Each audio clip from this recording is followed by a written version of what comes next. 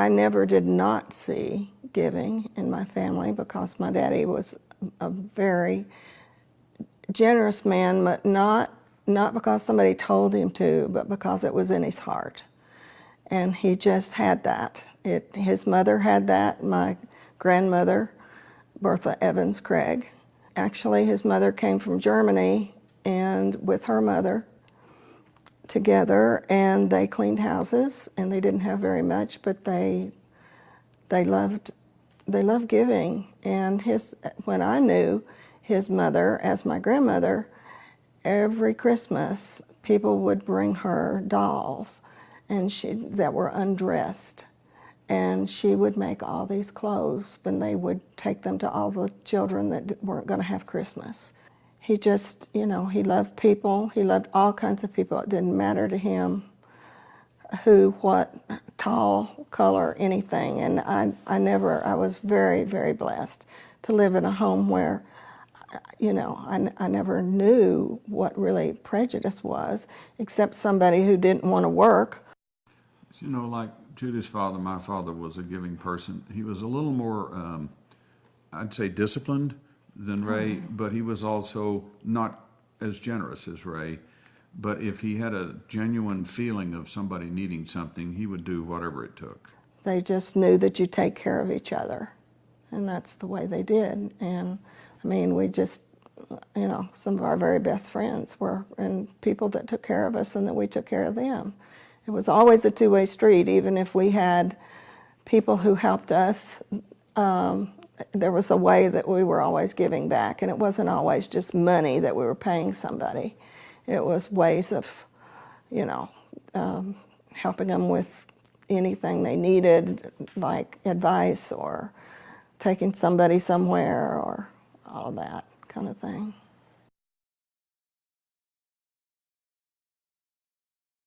I remember many, many times Dad talking about growing up and when he was young, and he was one of 7 or 8.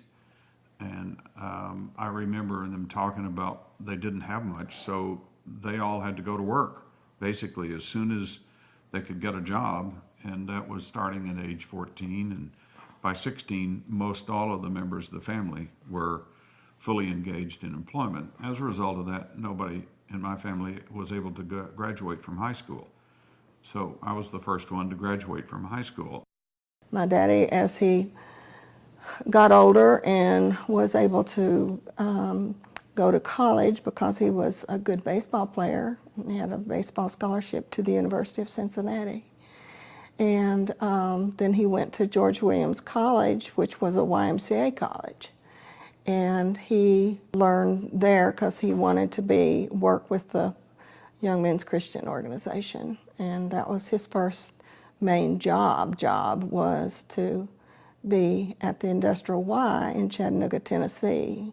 He always had a very big heart for the forgotten, I would say. He loved to help them. When he stopped working for the Y, it was because World War II was coming, and he wanted to be in the military so bad because he wanted to fight for his country. That was a big deal with him, but he was too old. They wouldn't take him. So he quit his job and worked for a company called Patton Foods, which made the rations to send to the troops. And he tried to figure out a way that he could feel a part of helping in the military situation, and that's what he did. Then he went to another part of that company, which was called the Chattanooga Medicine Company, that made some over-the-counter drugs at that time, and ended up being the vice president of personnel because he just took care of everybody. That was his idea of what you did. And so he was very fortunate he could make a living doing that. We didn't have as many people knocking on our door in the middle of the night or calling us, in part because we didn't have an automobile. So Dad really wasn't a very useful ally. Until I was 16 years old, we rode the bus. So getting somebody out of jail in the middle of the night was not something you could accomplish with a bus. But speaking about people in jail, that's what reminded me of all that, is because there were a lot of people from the maintenance people to the janitors to whatever that in the middle of the night he'd get a call, because he always would say, "You put me down if you need help." And they would call Daddy from the jail and say, "I'd really like to get out of here. Could you come and help me?" In the middle of the night, he'd get his clothes on, go down and pick them all up and take them back home, pay whatever he had to pay for their bail and all of that. So that was his thing. One of the good parts or bad parts about my daddy, I don't know, was that he wasn't really very discerning about the people that he should take care of many times. And it kind of got to be known that if you had a good story that you could tell him, he would take care of whatever it was. And if it was like, even on like Sunday mornings or Saturday mornings, somebody'd knock at the door and show up at the house, and there'd be some pitiful person standing there because, quote, their baby needed milk and they needed money, but they learned. And he had to figure out, which I'm not sure he ever did, figure out what was really a person that needed help and who he was really taking advantage of him. But he wouldn't ever, he just didn't want to turn anybody down in case it was the person that really needed it. And he felt that that's what, as he would call it, the person who put him in business is how he referred to God. And that's what he would say. He would say, "Well, I don't want to I have to do what the person who put me in business asked me to do." And so that's what he'd do. And it caused some grief with the family. He would be very, very, very generous in co-signing loans, which half the time people would not pay, and he'd be stuck with it. And it caused a lot of problems, and financial problems in our own family. Mm-hmm. And so, like I say, they say your strength is your weakness. And so that sort of was his deal. I saw my father's conservative, almost penny pinching style as one that was born out of living through the Depression, when they were just very difficult to make ends meet. Fortunately, they were good husbands of the land, and they had gardens, and so they could grow their vegetables. And even when I was a young boy, we raised chickens in the back of our house, and it was my job on Saturday to clean out the chicken coop. That is a job nobody should aspire to. But generosity was sort of the way he treated all of the folks that he came in contact with, mm-hmm. especially at the church. He was very involved in the church. He was an elder in the church, and his work was with what's no longer a mission, but it's called Lewis Mission. It was a very small church down on the riverbank in Chattanooga. Sunday morning was more the traditional, but he had a lot of young boys, and he taught Sunday school to the boys. And he was always giving them coins or gum or whatever he had. It was just sort of the way it was just in his nature to give what he had. As a result, we didn't have much, but what we had, we shared. It was sort of, that was the way it was.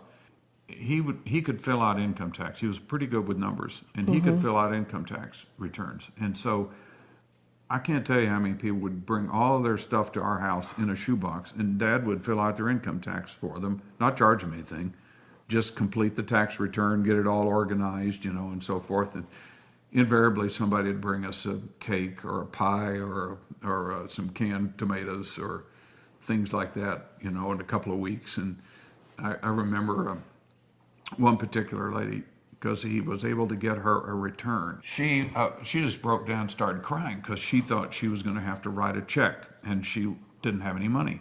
So it was just that close to the edge. And just a simple thing of being able to give some support to people. My mom, on the other hand, was generous too. She was just a special person.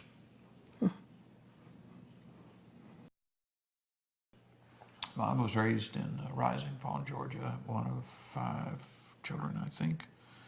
And like Dad, grew up on a farm, didn't have much, came into the world with a loving mother and father, but pretty much in a rural environment. So when she got through her teenage years into her 16 or 17. She was a model early on in her work employment. She worked for Miller Brothers, a department store in Chattanooga, and she was pretty good with numbers and things like that. So she also left high school and didn't complete her work, didn't complete her high school education, graduated. Never graduated. But she kind of had a remarkable ability to see the good in almost everything. You know, if any of us could be 1/10 the person she was. I was thinking about Mom and her generosity. What she would do is she was generous with caring about people. She would make sure that if there was a women's social circle or a Sunday school class or anything, she would make sure everybody felt included, and she'd bring them in. She'd work very hard at giving what she had, which was this unconditional love, and she would do that without reservation. And I can remember her saying, "Well, we just have to look for the good in all of this." And I'm thinking, "Mom, there's no good in this." Especially if I'd done something bad, which I did a lot of as a youth, and I was suffering the appropriate punishment. She would give me that, "Well, you just have to look for the good in all this." And that's not what I needed to hear right now. I mean, as Mom was growing up, I got to know all of my cousins pretty well because we didn't have any brothers or sisters, or I didn't, and either the Judy. So we would spend a lot of time at my grandma's house, and that's how I came to know family and how generous family could be in taking care of each other. Because one of the things about that, it was almost like Mom and Dad both had come from good stock, and they just sort of found in each other a strong desire to give and not be covetous of others.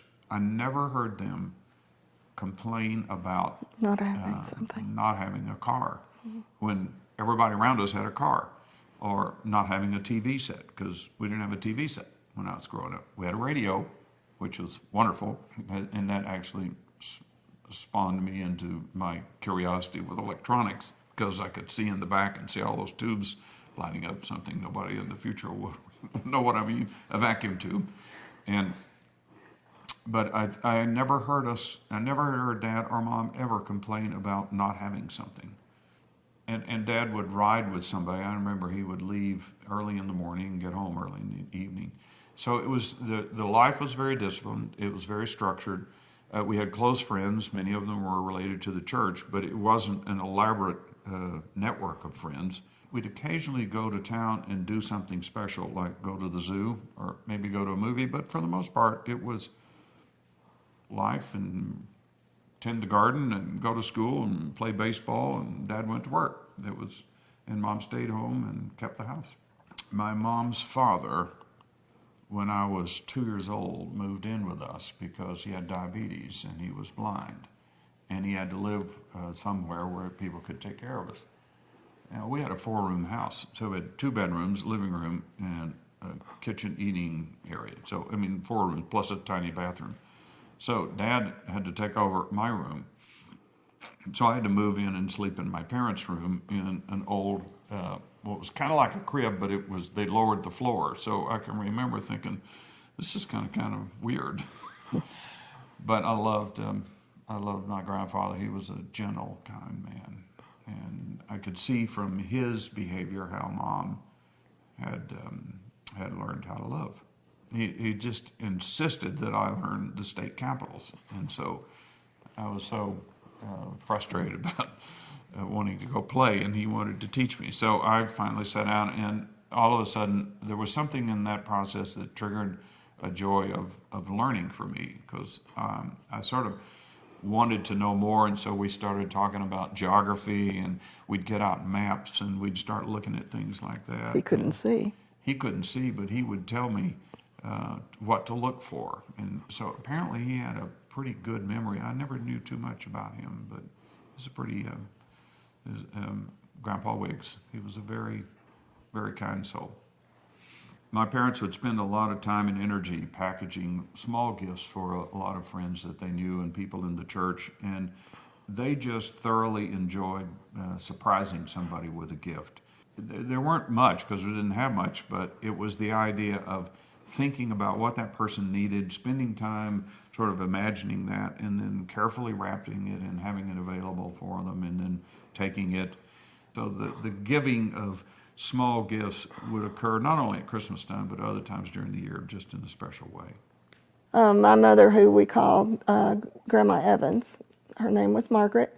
She was a piano teacher, and one of the times that I was remembering her giving so much in her own heart was that she had a piano student who was in a terrible car accident with her family, and her mother was killed, the piano student's mother. And at the time of the accident, Joyce was the girl's name, and she couldn't speak after that accident. She did not utter one word for weeks. They went to all the therapists and everything else. But Mother, as soon as Joyce was ready to come back and take piano lessons, Mother worked and worked with her, and through the music, her first words were uttered. And Mother was really, really close to Joyce and actually helped. She regained her speech. She actually went to Oberlin College and studied her piano. And I also remember that with the health problems Mother had, many days she did not feel like getting up or doing what she needed to do for the day. But if it was piano day and she had people coming for lessons, she would do everything she could to get herself in shape to teach those kids. And I was present many times in the house when that was going on, and she never missed a beat. She was just as good as she could possibly be, and very, very, very good at what she did, and very loving and caring for the children. And that was a big way that she gave. Mom was always a very prim and proper lady. It wasn't that she was trying to be Mrs. Gotrocks. She just felt like that was one of the things she could do to others, and that, I thought, conveyed a demeanor of composure and balance that really helped me, because I was a very active child. She was calm. I broke many rules, and I didn't go to jail, but it's only by God's grace, because some of the things I did I wouldn't want to have anybody know about. But here I had my mother with this serene, beautiful countenance and this loving spirit, and I knew what I was doing was incompatible with that. And so she would just pull me back with her love and her care, and I always knew what was right, and I knew what was good.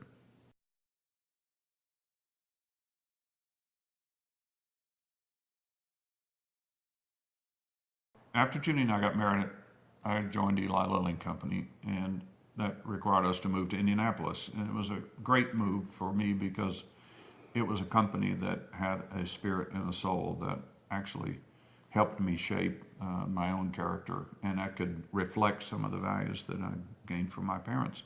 We started going to a church in Indianapolis, Second Presbyterian Church, and one of the members there was Tom Lake. And Tom Lake was president of Eli Lilly Company International. And this one time, Tom Lake stood up and talked about the scriptural basis of tithing, and how tithing is 10%, and it's 10% of the gross, not the net.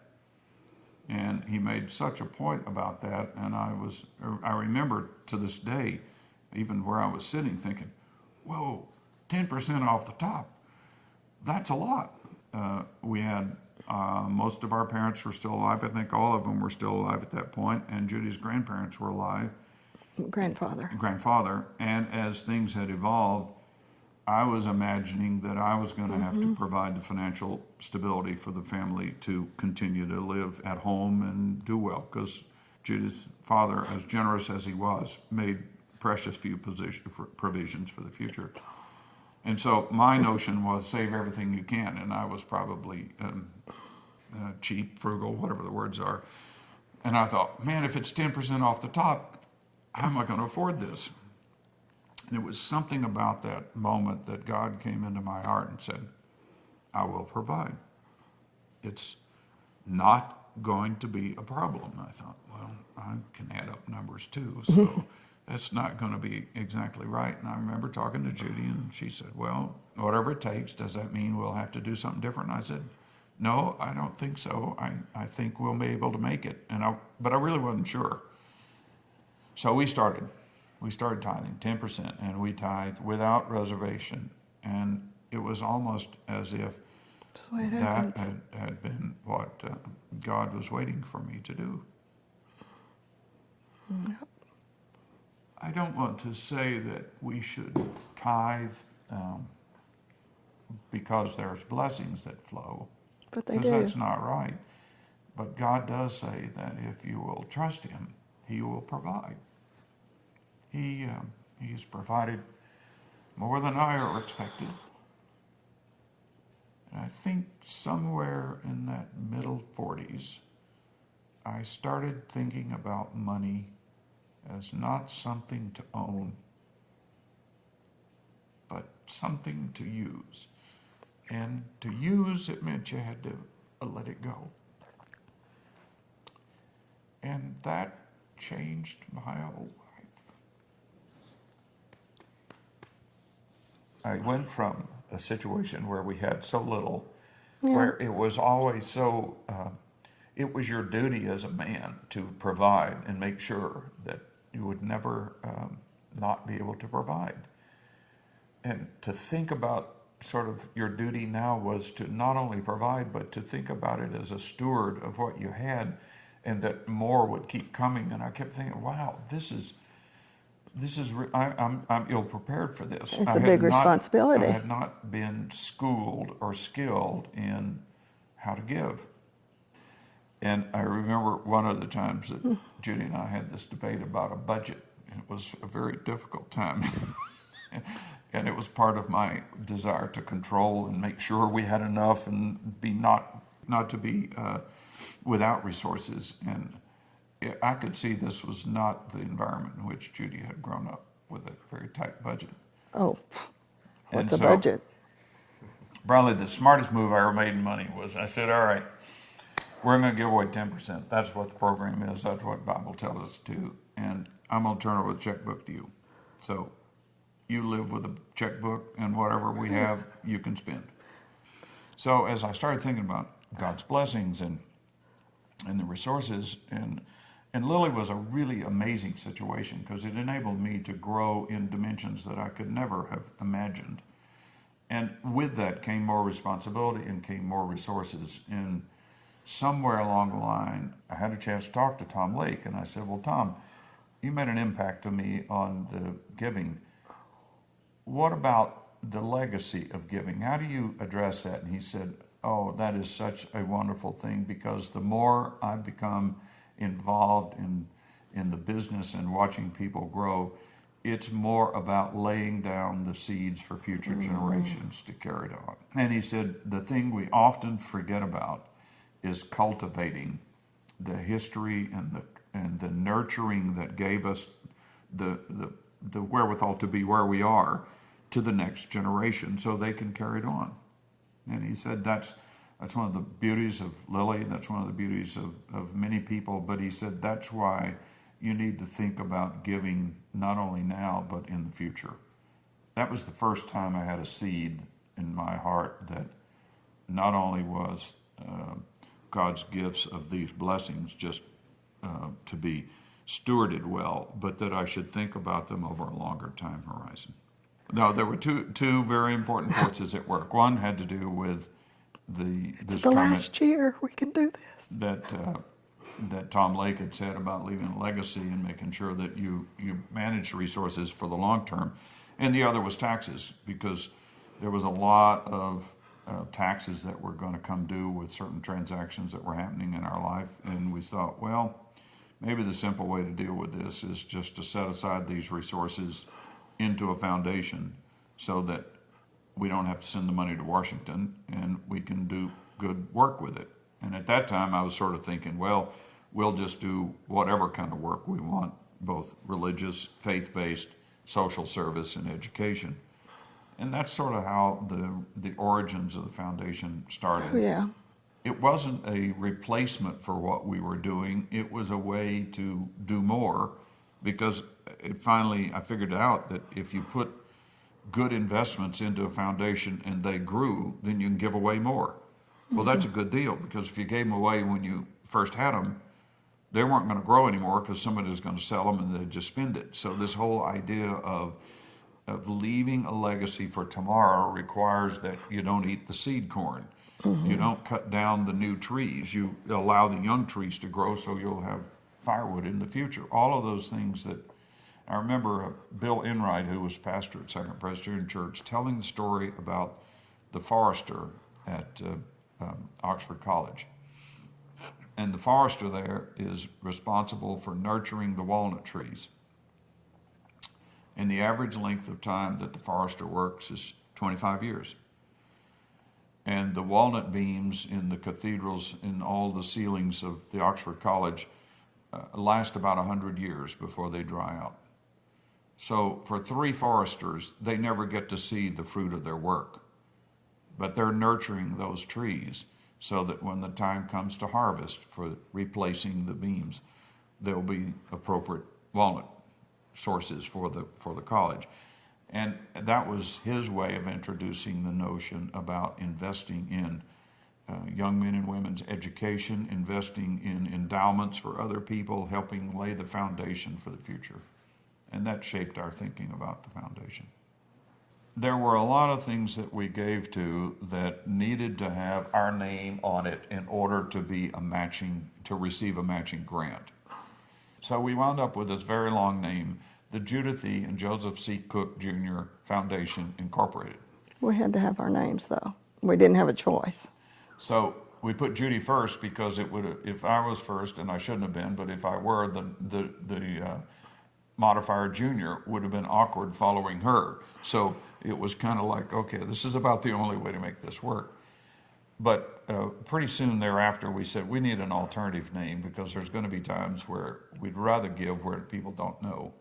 And so it was Jim Miller, I think. I asked Jim about what was a good Greek word for stewardship and charity. And he said, well, it's he thought charis would be the right word. Now, some pronounce it charis, but charis was how he pronounced it. And I thought, okay, well, let's not spend a lot of money searching this word out. We'll go with the Charis Foundation. So that was how the foundation's alternative name came to be known. Initially, as I said, it was more or less an idea of how we were going to just channel our giving through the foundation. So we were, instead of giving directly, with the exception of the church, we pretty much tried to give everything through the foundation. I remember as we were growing through that, Judy had always had this sort of nagging feeling that if the foundation was set up to honor God, then we ought to be giving our money to serve Him. And it was at a dinner one night where Christy and, well, we were all there together, and there was a general feeling that we ought to be openly stating what our foundation's principles are, and it ought to be to the glory of God and in an overt support of Christianity. And that sort of changed everything. We shifted away from social services, a little bit of education for a while until we sort of feathered that out, and today it's totally focused on propagating the word, serving people in the Lord's name, just basically being able to be an instrument of Christ's love in the world as a reflection of the blessings that God has given us. It's our response to the call on stewardship, to take these resources, to grow them, and to allocate them in ways that give glory to God. I think that it's been a good thing for Christy and Joe to see a formal procedure for giving, and realizing that you have to be very thoughtful to whom you give to, and that you do some research, because finding authentic ministry type places is not the easiest thing, and there are too many places in the world where they may have the right words, but they're not necessarily doing what we would think is authentic work. Or perhaps the gifts that they receive are not being spent wisely as far as percentages that they give that really touch the people. Maybe they're doing too much with administration or too much trying to tout their name, not using every nickel they can possibly squeeze out of their resources for the purpose which they say they are. They may or may not be, but the point is you want your money to do everything it possibly can. You want the biggest bang for your buck. So it's very important that you know something about the place. You actually know something about the heart of the people who are working. Do they have good business practices? Do they use good auditors, or are they even audited at all?